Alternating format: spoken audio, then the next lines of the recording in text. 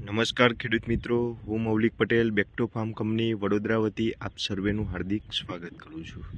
આજે એક બટાકાના પ્લોટ ઉપર ઊભા છીએ, જેની અંદર ગોલ્ડ માઇનર જીઆર ને માઇક્રોબ્લાસ્ટર પાયાની અંદર ઉપયોગ કર્યો છે.